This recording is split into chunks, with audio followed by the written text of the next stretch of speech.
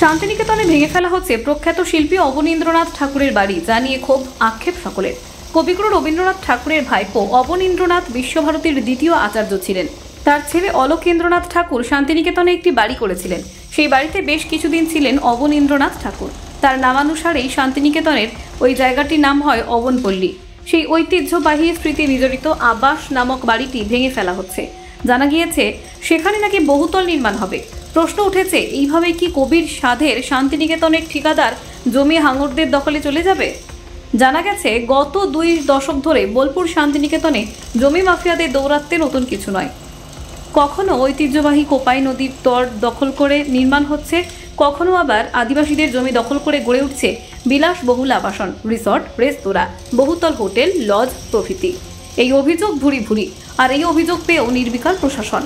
আরও অভিযোগ বিস্তর। তবে এবার প্রখ্যাত চিত্রশিল্পী তথা লেখক অবনীন্দ্রনাথ ঠাকুরের বাড়ি ভেঙে ফেলা হচ্ছে শান্তিনিকেতনে। শান্তিনিকেতনের পূর্বপল্লীর শেষে অবনপল্লীতে। উল্লেখ্য, কবিগুরু রবীন্দ্রনাথ ঠাকুরের ভাইপো অবনীন্দ্রনাথ ঠাকুর প্রতিষ্ঠাতা হিসেবে বিশ্বভারতীর প্রথম আচার্য ছিলেন রবীন্দ্রনাথ ঠাকুর। 1941 সালে কবির মহাপ্রয়াণের পর 1942 সালে বিশ্বভারতীর দ্বিতীয় আচার্য হয়েছিলেন অবনীন্দ্রনাথ ঠাকুর। তখন বিশ্বভারতীর কেন্দ্রীয় বিশ্ববিদ্যালয় হয়নি, তবে শান্তিনিকেতনের মানুষজনের কাছে তিনি অবন ঠাকুর নামেই বেশি পরিচিত। মহর্ষি দেবেন্দ্রনাথ ঠাকুরের মেজ ভাই গিরীন্দ্রনাথ ঠাকুর, তার ছেলে গুণেন্দ্রনাথ ঠাকুর ও স্ত্রী সৌদামিনী ঠাকুরের ছোট ছেলে অবনীন্দ্রনাথ ঠাকুর। শান্তিনিকেতনের সঙ্গে তার যোগ এবং রবীন্দ্রনাথ ঠাকুরের সান্নিধ্যে কথোপকথন, শিল্পচর্চা প্রভৃতি নিয়ে বহু লেখনী ইতিহাস রয়েছে। প্রখ্যাত চিত্রশিল্পীর পাশাপাশি অবনীন্দ্রনাথ ঠাকুর লেখকও ছিলেন। চিত্রকলার মধ্য দিয়ে কাহিনী বর্ণিত শকুন্তলা, রাজকাহিনী, ক্ষীরের পুতুল, ভারত শিল্প, নালক প্রভৃতি কালজয়ী বইয়ে স্রষ্টা অবনীন্দ্রনাথ ঠাকুর। এইরকম একজন মানুষের বাড়িও বাদ গেল না, ভেঙে গুড়িয়ে দেওয়া হচ্ছে ঐতিহ্যবাহী স্মৃতি, যা নিয়ে রীতিমতো আক্ষেপ ক্ষোভ শান্তিনিকেতনের অধ্যাপক, আশ্রমিক সকলেরই। এই প্রসঙ্গে বোলপুর পৌরসভার চেয়ারম্যান মাননীয়া পর্ণা ঘোষ সাংবাদিকদের মুখোমুখি হন। কাজী আমিরুল ইসলামের রিপোর্ট। আপনারা সবাই জানেন যে রবি ঠাকুর আমাদের প্রাণে, আমাদের মনে, আমাদের সবখানে। আর আমরা বোলপুর শান্তিনিকেতনবাসী চাই যে রবি ঠাকুরের ঐতিহ্য বোলপুর শান্তিনিকেতনময় জুড়েই থাকুক। ঠিক 2-3 দিন আগে আপনারা শুনেছেন যে এমনই একটি ঘটনা হয়েছে যেখানে অবনীন্দ্রনাথ ঠাকুরের বাড়িতে ভেঙে ফেলা হচ্ছে। আর সাথে সাথে আমরা মনে করেছি যে এই বাড়িটার সঙ্গে তো বহু স্মৃতি, বহু ঐতিহ্য জড়িয়ে আছে। এটা নিয়ে কিছু কথা বলবো বলেই আজকে প্রেসমিটটা করা। কি পদক্ষেপ নিয়েছে পৌরসভা বা কি করতে চলেছে? আমরা যখন শুনলাম যে এরকম বাড়িটা ভেঙে ফেলা হচ্ছে, স্বাভাবিক কারণে আমাদের খুব কষ্ট হয়েছিল।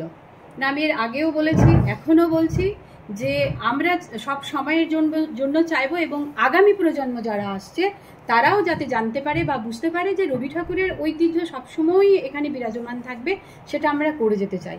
এই কারণেই ওই কাজটিকে আমরা আপাতত বন্ধ করে দিয়েছি। ওরা কাজটা কি বন্ধ করেছেন?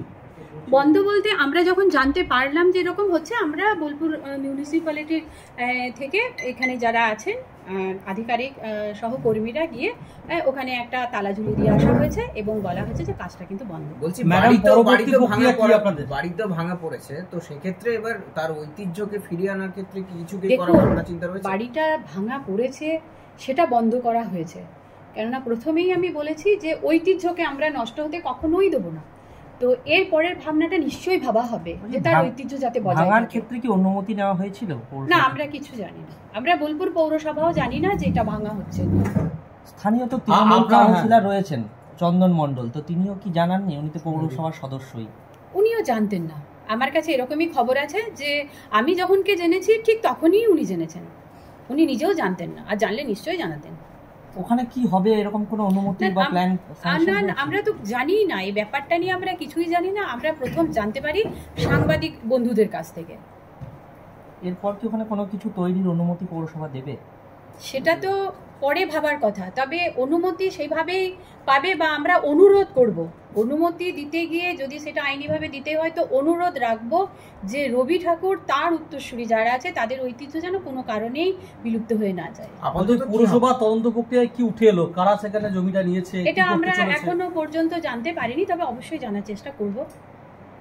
পৌরসভাকে না জানিয়ে এরকম একটা বাড়িকে, রবীন্দ্র স্মৃতি বিজড়িত যে বাড়ি রয়েছে, বিশেষ করে শান্তিনিকেতনের জায়গা, একটা হেরিটেজ জায়গা, সেখানে তো এই জায়গাটা নিয়ে যারা করছে এটা অনুমতি না নিয়ে তাদের তাদের বিরুদ্ধে কোনো পদক্ষেপ? দেখুন, আমি সবসময় মনে করি যে ভালোবেসে যেটা হবে যুদ্ধ করে সেটা হয় না। তো যখন এটা আমরা খবর পেয়েছি, আর সবসময় চাইবো, আগেই বলেছি যে ঐতিহ্য বজায় থাকুক। এ তো আর যুদ্ধ করে নয়, এটা আমাদের প্রাণের জায়গা, আমাদের মনের জায়গা। তো আমরা সেইভাবেই চাইবো যে এটা বজায় থাকুক, কোনোভাবেই যেন নষ্ট হয়ে না যায়। তালামারার পরে কি তারা যোগাযোগ করেছিল? না, আমাদের সঙ্গে কোনো যোগাযোগ করেনি। এমনকি খবর নিয়ে দেখবেন সেখানে কিন্তু এখন আর কাজও হচ্ছে না। তারা যেমনটি আমাদের সঙ্গে কোনো রকম যোগাযোগ করেননি, তেমনি যে ওখানে তারা আবার কাজও করছে এমনটাও নয়। পৌরসভা কি কোনো কাগজপত্র চেয়ে পাঠিয়েছে যারা করছে তাদের কাছে? কাগজপত্র তো আমাদের কাছে তো সেরকম কোনো কাগজপত্র আসেইনি, তো আমরা কি করে চেয়ে পাঠাবো? না, যারা করছে না, তারা এবার আমাদেরকে প্রথমে জানতে হবে যে এটা কারা করছে সেটা আমাদের প্রথম জানতে হবে। আমরা এখনো পর্যন্ত জানতে পারিনি, তবে অবশ্যই এটা আমরা জানার চেষ্টা করব। মানে তদন্ত প্রক্রিয়া শুরু হয়েছে? অবশ্যই জানার চেষ্টা করব। আচ্ছা দিদি, তবে ওই যে বললাম, এখন আমাদের যেটা দরকার ছিল যে আমরা কিছুই জানি না অথচ কাজ হচ্ছে, সেক্ষেত্রে কাজটা বন্ধ করা। আর ঐতিহ্য নষ্ট করা, এই কথাটা আমি বারবার বলবো, কেননা বোলপুর শান্তিনিকেতন বাসী হয়ে বোলপুর শান্তিনিকেতন মানুষের কাছে এটাই অনুরোধ করব যে রবি ঠাকুরের ঐতিহ্য কখনোই মুছে ফেলবেন না। এটা সবার কাছে আমরা জোরহাত করে অনুরোধ করবো, আর এই অনুরোধটা আমাদের থেকেই যাবে। এই বাকি যে সমস্ত ঘরবাড়ি রয়েছে তাদের জন্য কি এই ঘটনার পরিপ্রেক্ষিতে কি পৌরসভাকে কোনো আলাদা নির্দেশিকা জারি করবে? সে নিয়ে তো কোনো কথা এখানে হয়নি, আর আপাতত কি হবে সেটা আমাদের উত্তরোত্তর যারা রয়েছে বা কাউন্সিলররা যারা রয়েছেন সবটা নিয়েই আমাদের একটা আলোচনা সাপেক্ষে। দিদি, অনেকে বলছে যে ওটা ব্যক্তিগত সম্পত্তি নিরিখে মানে তাদের সাথে কি যোগাযোগ করা হয়েছে? তাদের সাথে এখনো যোগাযোগ করা হয়নি, বা তারাও আমাদের সাথে যোগাযোগ করেনি। দেখুন, এক্ষেত্রে একটা কথা আমি বলি, ব্যক্তিগত সম্পত্তি হতেই পারে, সবার থাকতেই পারে, কিন্তু আমরা বোলপুর পৌরসভা থেকে চাইবো যে ব্যক্তিগত সম্পত্তি বলেই যে ঐতিহ্যটাকে নষ্ট করে দেবে এটা তো নয়, সেটা কিন্তু আমরা বোলপুর পৌরসভা কখনোই হতে দেবো না। সেক্ষেত্রে কি আপনারা মানে তারা যে যোগাযোগ আপনাকে পরবর্তীকালে যোগাযোগ করবেন? নিশ্চয়ই যোগাযোগ করার চেষ্টা করব, অনুরোধ করব যে ঐতিহ্যকে বাঁচিয়ে রাখুন। আশা করি বুঝবেন। দিদি, এবার তাকান।